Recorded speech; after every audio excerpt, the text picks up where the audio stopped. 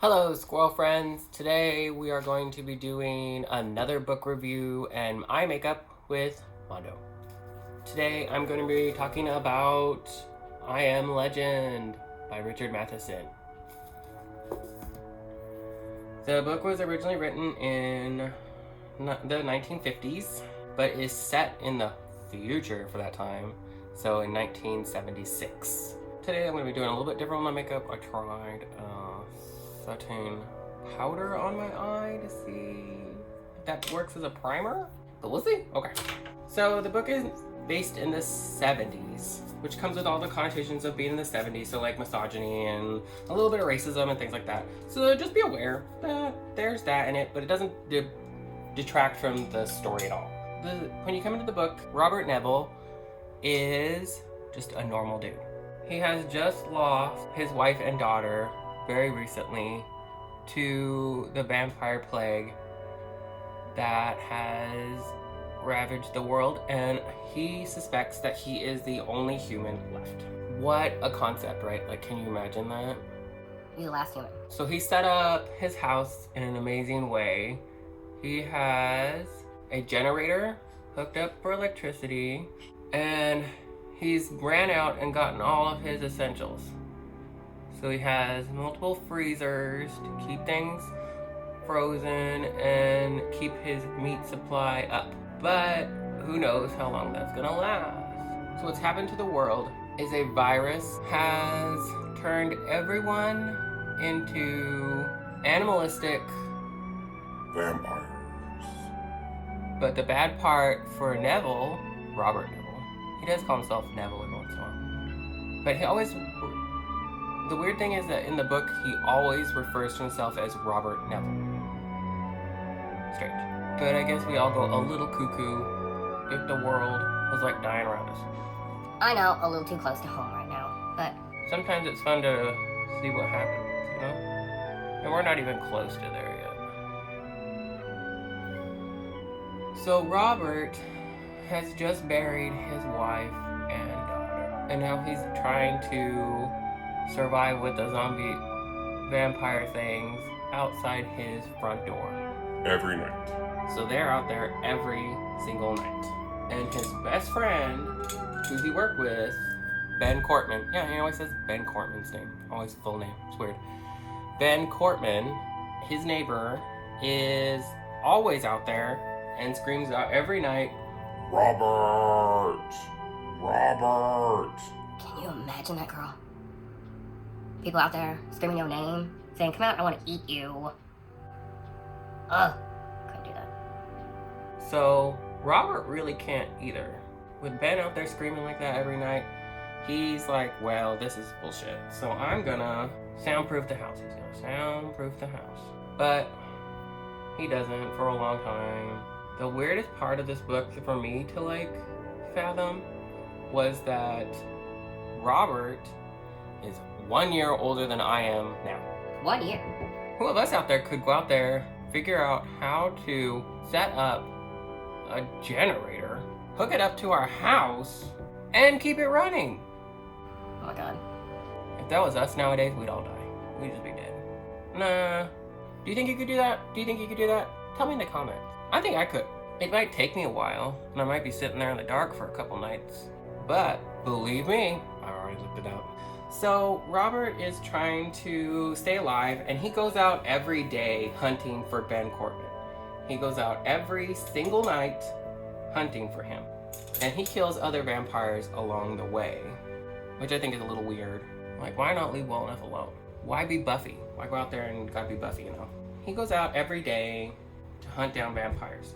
And he fixates on the women vampires a lot. He fixates on them. Well, I mean, like, think about it. Can you blame him a little bit? But he really does fixate on them. But can you imagine having to, like, he has to fix his own car if it breaks down, which is terrifying in itself. What if your car broke down? Could you fix it? I couldn't. And he has to figure out how to soundproof his house now. But he's done preventative measures, like burn down all the houses around him to make sure that they can't jump onto his house from some neighboring house. But there are some scary, heart-pounding page-turning chapters. And I know what y'all ask me out there. Is there a dog? No, there's not. There's not a dog. Okay? Don't worry about it. There's like a dog for like a heartbeat in the book. There's like a heartbeat of a dog being in there. That's it. And the dog's not his, so don't worry about it that much. Like if you're a dog lover and you're like, Oh my god, I don't want to see the puppy get killed. there ain't no puppy in there getting killed. Don't worry about it. What I love the most about the book is that it really makes you think, like, what is normal? Am I normal? Are you normal? Would you still be normal if you were the last person alive? Don't know. So the first half is I Am Legend. The second half is a bunch of short stories. There are some that make no sense, and I've read this book a couple times, and there are some that make no sense. I'm like, what did I just read? I don't understand. So if when you read this, And you come to the one about a carnival, 'cause that's all I'm gonna say. what did you get out of that? Because I don't know. My favorite one of the short stories is a couple pages long. I don't even think it's a couple pages. I think it's just like 1 or 2 pages. And it's about a guy that goes to a mortician about his wife. That's all I'm gonna say. There's one about little girl witches, a little bit longer, and I like that one. There's one that obviously inspired the book TikTok, the Dean Koontz book about a possessed doll. Maybe even inspired Chucky. So I like the short stories. They're not necessary, you don't have to really read them, but I really like this book because it talks about vampires in 3 different ways. So like there's ones that are kind of like zombies that are just about eating things, and then there's ones that are kind of sentient but still are they're all by their instincts and their needs. And then there are the third type, which are pretty close to human, which you don't get to touch on very much in the book, but it's really interesting. You will like this book if you liked any of the post-apocalyptic, like The Stand, or Robert McKinnon's The Swan Song. There have been 3 movies based on this book. They all kind of do an okay job. The last one with Will Smith was just like the worst. Like that, the only thing that's similar with that is that his name is the same. He has a wife and a daughter, and even the vampire things are up for debate.